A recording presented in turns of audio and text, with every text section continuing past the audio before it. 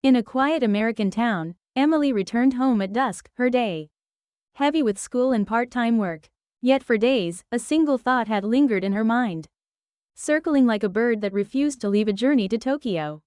On her desk lay worn travel magazines, their covers faded but their pages alive with images of towers, shrines, and bustling streets. She dropped her bag, opened the magazine, and let herself be carried away.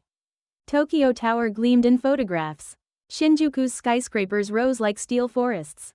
Asakusa's shrine gates glowed red, and Shibuya's crossing pulsed with human tides. She scribbled their names into her notebook, as if writing a spell: Tokyo Tower, Shinjuku, Asakusa, Shibuya. Her laptop screen filled with flight options. Prices lined up like promises.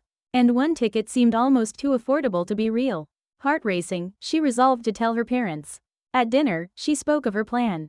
Worry clouded their faces. This would be her first journey abroad, and alone. But she laid out her research: tickets, hotels, transport cards. Their concerns softened into advice, and finally, permission. The ticket was purchased. A confirmation email arrived, glowing on her screen. The dream had crossed into reality. She packed with care: folded clothes, shoes tucked neatly, passport and ticket in the front pocket, camera and charger ready, toiletries gathered in a pouch. She zipped the bag shut, as if sealing her resolve. An itinerary followed: Shinjuku on the first day, Asakusa the second, Tokyo Tower the third. She printed maps and confirmations, each page a promise of adventure. On social media she wrote, "At last, I'm going to Tokyo." Friends replied with blessings and requests for photos. Departure day came, and she stepped into the airport's vastness. Haneda welcomed her with crowds and foreign signs. Immigration was a brief exchange of questions and stamps. At the ticket machine she faltered, lost in Japanese characters, until a stranger guided her with broken English and kind gestures. On the subway, another woman reassured her with a translation app. At Shinjuku Station, a staff member pointed the way. At a shrine, a family showed her how to cleanse her hands. A worshipper pressed a charm into her palm, whispering, "Good luck."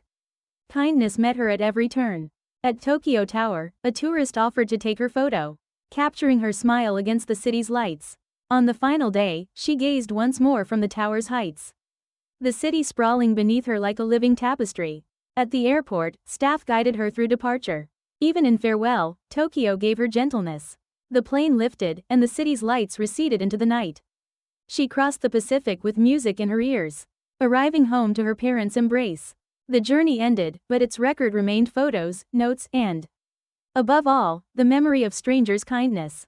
She realized the trip was not simply about places, but about people. And with that knowledge, she was already ready for the next adventure.